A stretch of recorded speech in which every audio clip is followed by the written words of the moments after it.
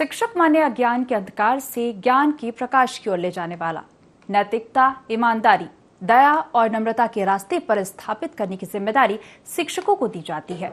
अज्ञान से ज्ञान की ओर ले जाने वाले शिक्षक को भगवान का दर्जा दिया जाता है। हमारे जीवन में शिक्षक का बड़ा महत्व है। शिक्षक दिवस पर देश में शिक्षकों के अद्वितीय योगदान को प्रोत्साहित और उन सभी शिक्षकों को सम्मानित किया जाता है जिन्होंने अपनी प्रतिबद्धता और समर्पण के माध्यम से न केवल शिक्षा की गुणवत्ता में सुधार किया है, बल्कि अपने छात्रों के जीवन को भी समृद्ध बनाया है। भारत में हर साल 5 सितंबर को शिक्षक दिवस मनाया जाता है। समाज को शिक्षित और विकसित करने वाले शिक्षक के प्रति अपना सम्मान प्रकट करते हुए IND 24 की प्रस्तुति। भारत में शिक्षक दिवस देश के पहले उपराष्ट्रपति, पूर्व राष्ट्रपति, विद्वान, दार्शनिक और भारत रत्न से सम्मानित डॉक्टर सर्वपल्ली राधाकृष्णन के जन्मदिन के उपलक्ष्य में मनाया जाता है। उनका जन्म तमिलनाडु के तिरुवल्लुर जिले में हुआ था, जो एक पवित्र तीर्थ स्थल के रूप में विख्यात है। राधाकृष्णन के पुरखे पहले कभी सर्वपल्ली नामक ग्राम में रहते थे और 18वीं शताब्दी के मध्य में उन्होंने तिरुतनी ग्राम की ओर निष्क्रमण किया था। एक निर्धन किंतु विद्वान ब्राह्मण के संतान थे। उनके पिता का नाम सर्वपल्ली वीरासमिया और माता का नाम सीताम्मा था।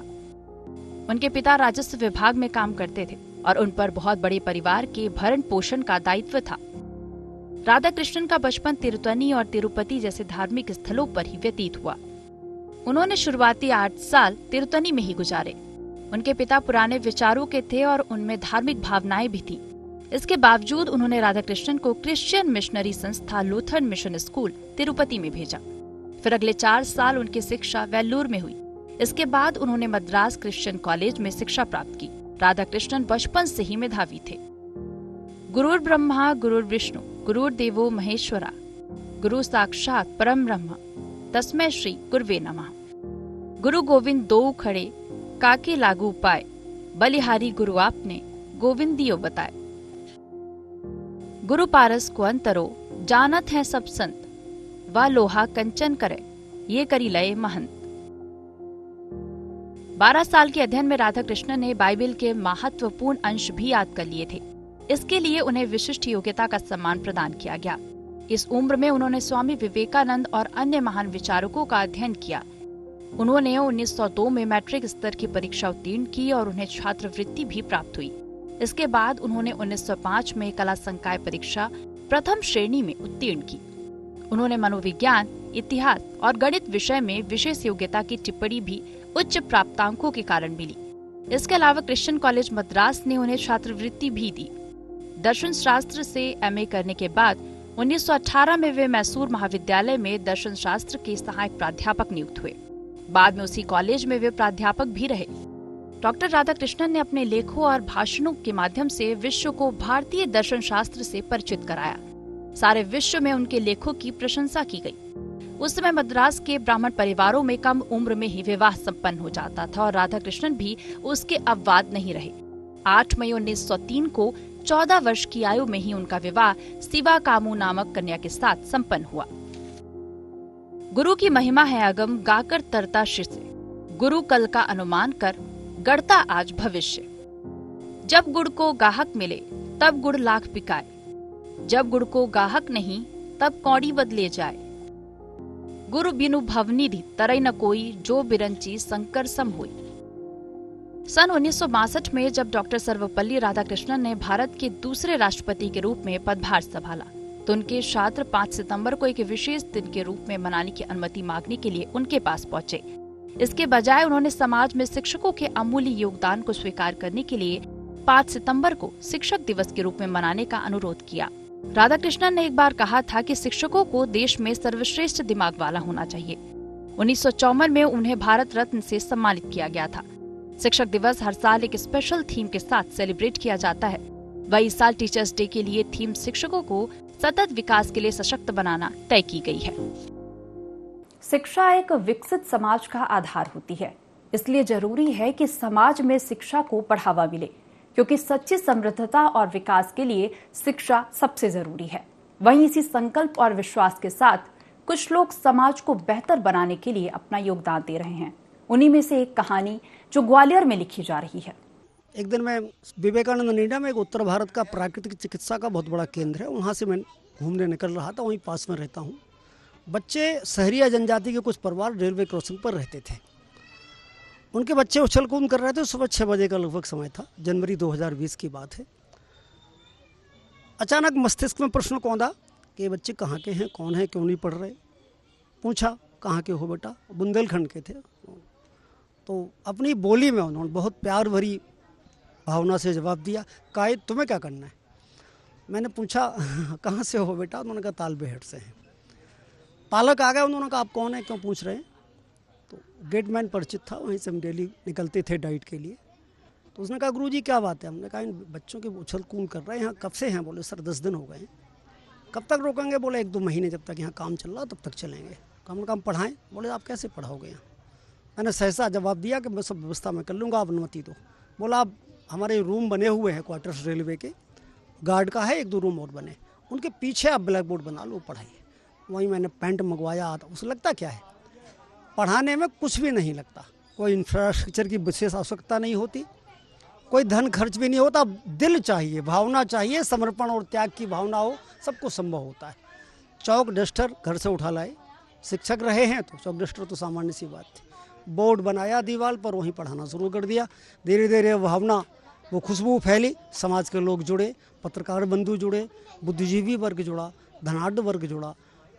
इदम राष्ट्रम, यह राष्ट्र का है। देश हित सर्वोपरि है, राष्ट्र सर्वोपरि है। इस भावना को प्रमाणित करने के लिए समाज में बहुत सारे लोग हैं। आवश्यकता आगे बढ़ने की, एक कदम आप बढ़ाएंगे, परमात्मा और प्रकृति आपके साथ होगी। और उस भावना को लोगों ने प्रमाणित किया, लोग साथ जुड़े। आज 14 स्थानों पर ग्वालियर चंबल संभाग में लगभग 700 बच्चे निःशुल्क पढ़ रहे हैं। हम यहाँ पे 4 साल से पढ़ रहे हैं और हम यहाँ पे आते हैं, वो जो कि घर पे इतनी व्यवस्था अच्छी नहीं है तो घर वाले फीस नहीं भर पाते, इसलिए सर ने ये संस्था खोली है। तो हम यहाँ पे 4 साल से कोरोना काल के समय से जुड़े हैं और सर बहुत अच्छा लगता है यहाँ पे आके, बहुत अच्छी पढ़ाई होती है। खेल, शिक्षा और दिव्यांगता, इन 3 क्षेत्रों में हम लोग काम करते हैं। हिंदुस्तान के प्रख्यात लक्ष्मीबाई राष्ट्रीय शारीरिक शिक्षा संस्थान और कैप्टन रूप सिंह स्टेडियम और विभिन्न खेल मैदानों पर हम लोग खेल टूर्नामेंट भी कराते हैं। दिव्यांगता जो कि हमारा क्षेत्र भी है, और मैं जब डाइट में था तब IED प्रभारी था, समावेशी शिक्षा के प्रभारी। समावेशन का अर्थ होता है दिव्यांग बच्चों को समाज की मुख्य धारा से जोड़ना, और जोड़ने का सबसे सशक्त तरीका है खेल, जो कि wheel chair tournament, LNIPE, captain रूप सिंह स्टेडियम और अन्य स्थानों पर कराया। 150 लोग लगभग उत्तर भारत, दक्षिण भारत, पूर्वी भारत और पश्चिमी भारत से आए। इस तरह प्रतिवर्ष से टूर्नामेंट कराते हैं। ये जो बच्चे 14 स्थानों पर पढ़ रहे हैं, सब गरीब वर्ग के बच्चे हैं। 10% बच्चे ऐसे हैं जिनके कोरोना अवधि में माता पिता नहीं रहे, या तो माँ नहीं है या पिता नहीं है, दोनों नहीं है, निश्चित तौर वो बेघर हो गए।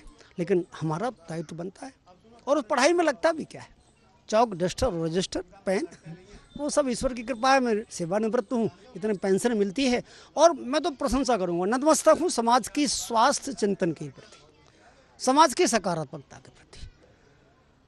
जो कदम उठाया, उस कदम को जन आंदोलन देने का रूप पत्रकारों का रहा है, मीडिया का रहा है। Social media, print media, electronic media, सभी ने उसको बढ़ चढ़ कर प्रसारित किया। जब ये जन आंदोलन बन गया तो उसकी बहुत सारी शाखाएं फैली, आज लोग जुड़ रहे हैं, कारोबार बढ़ता गया, लोग जुड़ते गए, ईश्वर की कृपा है। एक अन्य उल्लेखनीय बिंदु कहना नहीं चाहिए, पर मैं समझता हूँ आपके माध्यम से समाज व राष्ट्र में जाएगा। जब मध्य प्रदेश सरकार पर एक खबर पहुंची कि ग्वालियर में एक इस तरह का प्रकल्प चल रहा, तो माननीय शिवराज सिंह जी चौहान, तत्कालीन मुख्यमंत्री मध्य प्रदेश शासन, सिंधिया जी पर्यटन मंत्री तत्कालीन भारत सरकार, नरेंद्र सिंह जी तत्कालीन कृषि मंत्री, ये सब लोग आए, जिला प्रशासन आया, मध्य प्रदेश शासन आया, 5 लोगों को ग्वालियर गौरव सम्मान दिया, उसमें मेरा भी एक नाम था। अच्छा लगा। यद्यपि सम्मान की भूख नहीं है, पर सांसारिक दृष्टि से इस तरह के उदाहरण अनुकरणीय बनते हैं, लोगों को मोटिवेशन होता है, अंदर लोग भी सामने आते हैं। हमारा तो जीवन का उत्तरार्थ है, कुछ नहीं चाहिए, बस ईश्वर से एक प्रार्थना है, शक्ति देता रहे, और इस वर्ग को शिक्षा के माध्यम से इस देश का रत्न बनाते रहें और निहारते रहें।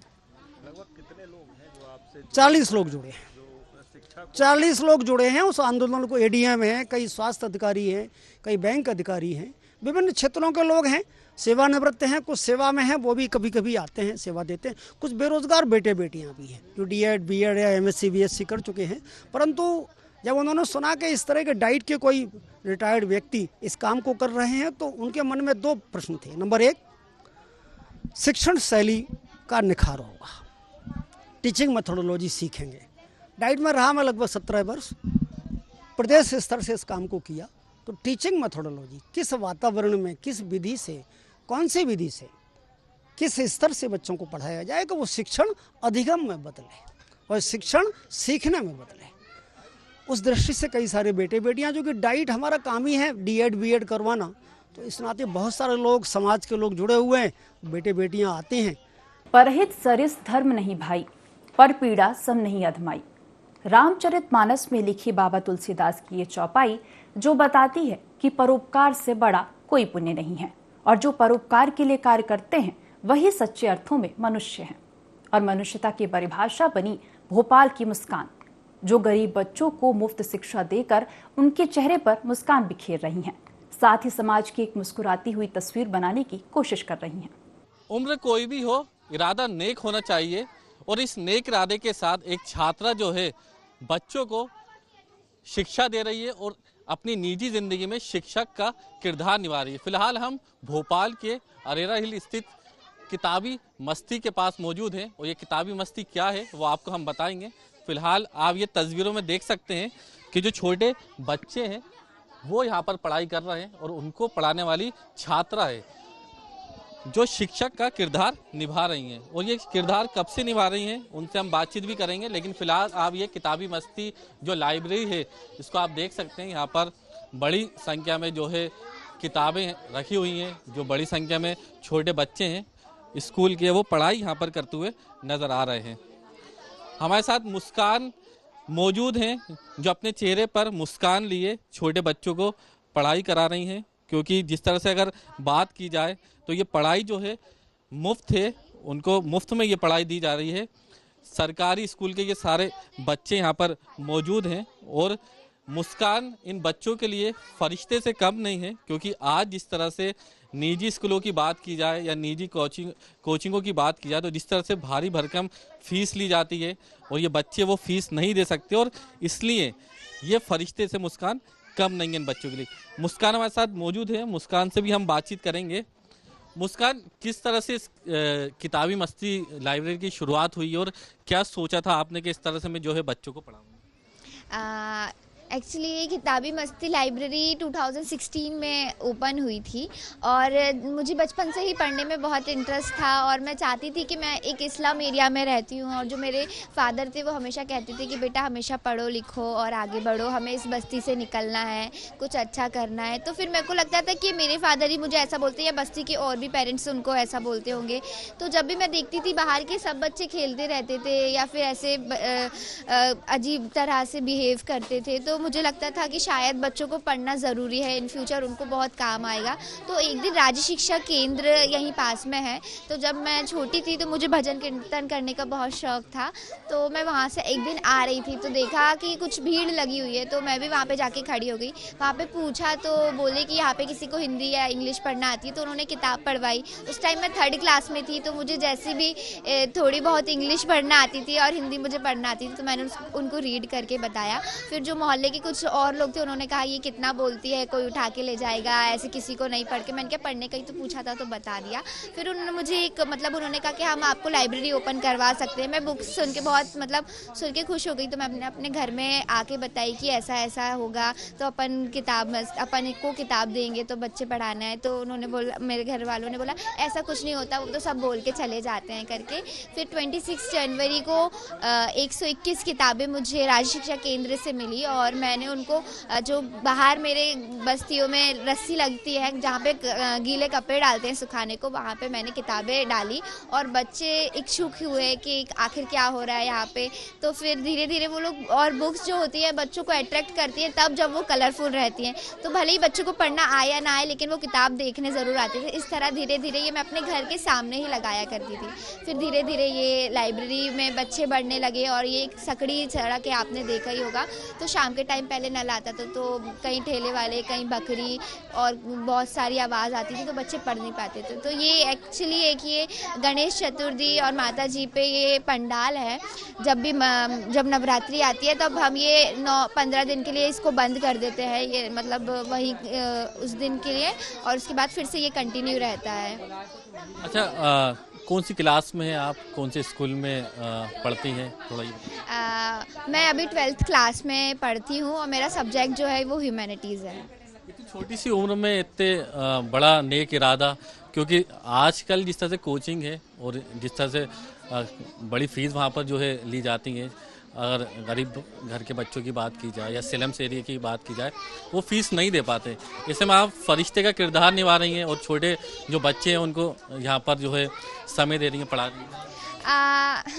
फरिश्ता तो पता नहीं है, बट यस मैं चाहती हूँ कि हर एक बच्चे को ना वो पढ़ाई से वंचित ना रहे। मेरा जो रहता है कि हमेशा जितना भी हो सके अपने आप में मुझे जितना नॉलेज है, मैं भाई जो जितना भी नॉलेज है मैं उनको बच्चों को दे पाऊँ। और जिस तरह से हम एक इस्लाम एरिया में रह रहे हैं, वहाँ पे लोगों को 2 वक्त की रोटी भी नसीब होती है या नहीं होती है। सब लोग ज़्यादातर मजदूरी करते हैं या हमवाली करते हैं या फिर ठेला लगाते हैं। तो मुझे नहीं लगता कि वो लोग अपने बच्चों को इतने भी है कि वो कोचिंग पढ़ा सके, इतनी महंगी कोचिंग। तो हमारे पास मतलब एक जगह थी जहाँ पे हमने एक इनिशिएटिव चालू किया और अब हम यहाँ पे बच्चों को पढ़ाते हैं। मेरे साथ साथ बहुत सारे वॉलंटियर्स हैं जो कि जुड़े हैं, 2016 से जुड़े हैं। राहुल भैया है, पंकज भैया है, सौरभ भैया, रीना दीदी, ये सब लोग हैं। धीरे धीरे करके बहुत सारे लोग जुड़ते गए। अभी हमारे जो है वैशाली दीदी, चंदू भैया और भी बहुत सारे दीदी भैया। और जब मैं नहीं रहती हूँ, जैसे कि मेरी भी 12th क्लास है, तो कभी कभी मैं लेट हो जाती हूँ, कभी कभी मैं नहीं आ पाती। तो यहाँ पे कुछ ऐसे भी बच्चे हैं जो मुझसे छोटे हैं, मेरा भाई और छोटे बच्चे हैं, तो वो लोग भी बच्चों को खुद से पढ़ाते हैं। मतलब धीरे धीरे एक हायरार्की बनती जा रही है, खुद बच्चे अपने आप की एज के बच्चों को पढ़ा रहे हैं। समय कितना है क्लास का और कितने बच्चे इसमें पढ़ते हैं? इसमें वैसे हमारे लाइब्रेरी में अटेंडेंस भी लगाया जाता है डेली, तो 32 बच्चे हैं और डेली 25 बच्चे लाइब्रेरी में आते हैं। और ये शाम को 5 बजे से 7 बजे तक की ओपन रहती है उसी टाइम, क्योंकि सब बच्चे स्कूल वगैरह से फ्री अप हो जाते हैं, तो इस टाइम पे हम लाइब्रेरी ओपन करते हैं। शिक्षक दिवस है और आपका एम क्या है, क्या बनना चाहती हैं, आगे क्या करना चाहती हैं? मैं चाहती हूँ अभी जैसे कि अभी मैं 12th क्लास में हूँ, उसके बाद मैं चाहती हूँ कि मैं एक एजुकेशन सिस्टम में जो बच्चे हैं, कहीं ना कहीं बहुत सारे बच्चों या फिर इस्लाम एरिया के जो लोगों के लिए माइंडसेट रहता है कि वो बच्चे क्या पढ़ेंगे, इस्लाम एरिया के बच्चे हैं, जो बस्ती के बच्चे हैं, आवारागर्दी करते हैं, तो मैं चाहती हूँ कि हर जगह कुछ ऐसा सेटअप करें ताकि उनको पढ़ाई मिल सके। और मेरा एम है कि मैं एक IAS ऑफिसर या UPSC की तैयारी करना चाहती हूँ। इस तरह से जो है कंटिन्यू रखेंगे, कभी समय मिलेगा बाद में भी तो जो है बच्चों को पढ़ाएंगे? हाँ, ये स्टार्टिंग ही इसी से हुई है, तो मैं इसको तो कभी नहीं छोड़ूंगी और चाहूँगी। और ये किताबी मस्ती एक से बहुत सारी बने। धीरे धीरे हम प्रयास कर रहे हैं कि हम अलग अलग बस्तियों में इसको ओपन करने का सोच रहे हैं, ताकि और जो भी बच्चे हैं वहाँ पे भी कोई अलग मुस्कान होगी तो वो भी ऐसे बच्चों को पढ़ाएं। ऐसा बिल्कुल। देखिए, कुछ बच्चे मौजूद हैं जो पढ़ाई यहाँ पर करते हैं। कैसा लगता है यहाँ पर पढ़ाई करके? अच्छा। कौन सा सब्जेक्ट आप पढ़ते हैं? हमें पसंद है इंग्लिश वाला। इंग्लिश पसंद है? हाँ। स्कूल जाते हैं ना? हाँ। स्कूल के बाद फिर यहाँ पढ़ाई करते हैं? हाँ। आपको कैसा लगता है? अच्छा। कितने समय यहाँ पर आप रहती हैं? पूरे टाइम पढ़ती हैं? कौन सा सब्जेक्ट अच्छा लगता है?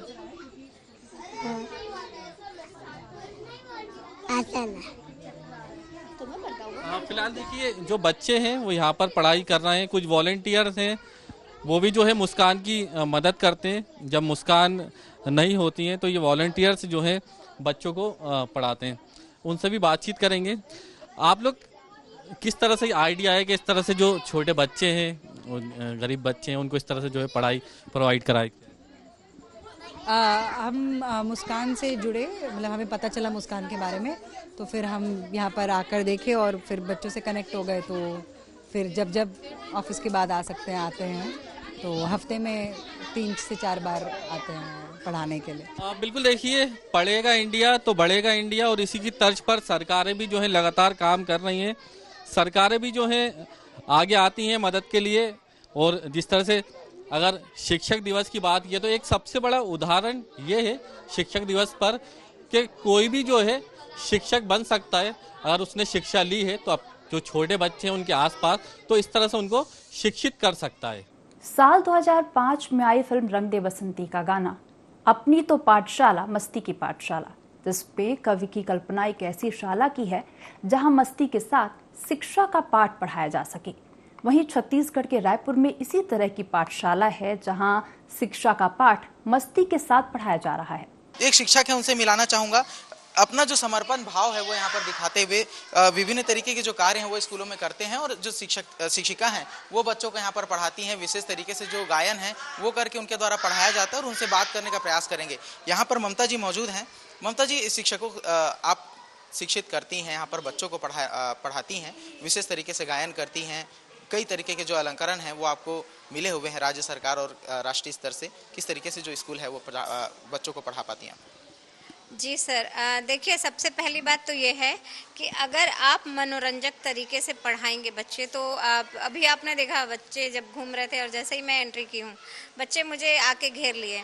तो ये होती है बच्चों से जुड़ाव, और जुड़ाव तब होता है जब हम बच्चों के समान बच्चे जैसे बन के रहें, और साथ में जब हमसे घुल मिल जाते हैं तो बच्चे हमारी बात को भी मानने लग जाते हैं, फिर वो अनुशासित धीरे धीरे होने लगते हैं।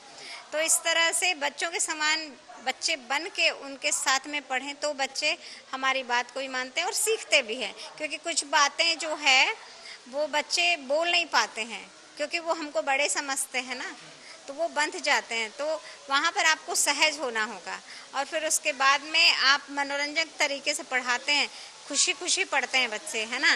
तो हमारी पाठशाला तो मस्ती की पाठशाला होती है, बच्चे गा गा के पढ़ते हैं, नाच नाच के पढ़ते हैं, है ना। जैसे एक गीत है, मतलब कविता है हमारे। जी, मैं चाहूँगा कि आप बच्चों को पढ़ाते हुए जो गीत है उसका गायन करें, जिस तरीके से आप पढ़ाती हैं। तो देखिए, ये बच्चे खुद ही जैसे मैं बोलूँगी वो खुद भी बोलने लगेंगे।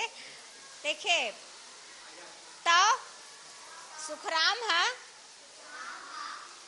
कहाँ जात रही से, जंगल में जात रही से ना, बकरी चराए बर, छेरी चराए बर, छेरी काला किथे। तो यहाँ पर देखिए जो शब्द का ना शब्दार्थ भी चल रहा है ना, प्रश्नोत्तर भी चल रहा है, सभी चल रहा है।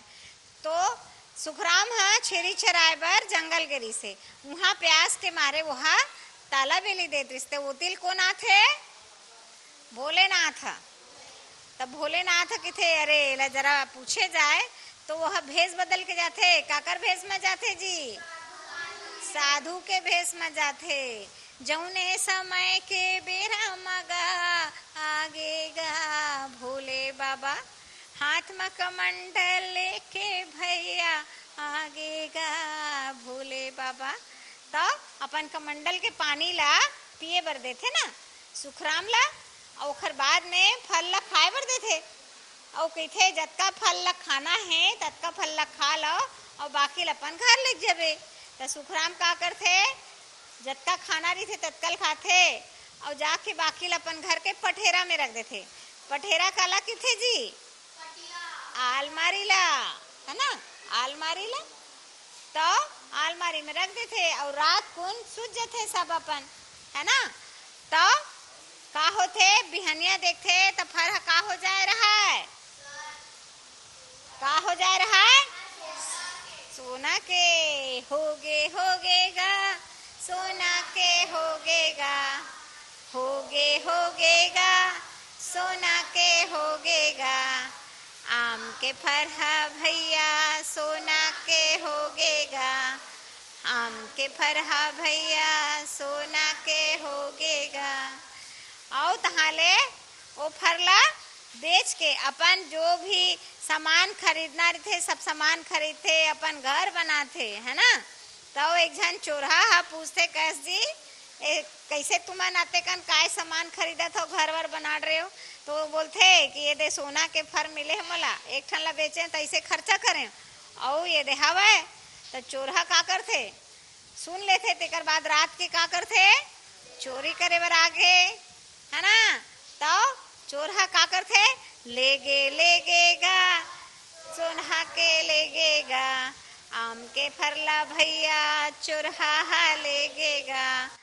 आज पूरा देश शिक्षक दिवस मना रहा है, जो शिक्षकों के प्रति आभार और प्रशंसा व्यक्त करने का दिन है। अपने शिक्षकों को उनके अमूल्य योगदान के लिए धन्यवाद देने का दिन है। वहीं इस साल शिक्षक दिवस की थीम शिक्षकों को सतत विकास के लिए सशक्त बनाना है। तो आइए हम अच्छे छात्र बनने, ध्यान से सुनने और हमेशा अपना सर्वश्रेष्ठ प्रयास करने का वादा करें। आप सभी को शिक्षक दिवस की ढेर सारी शुभकामनाएं।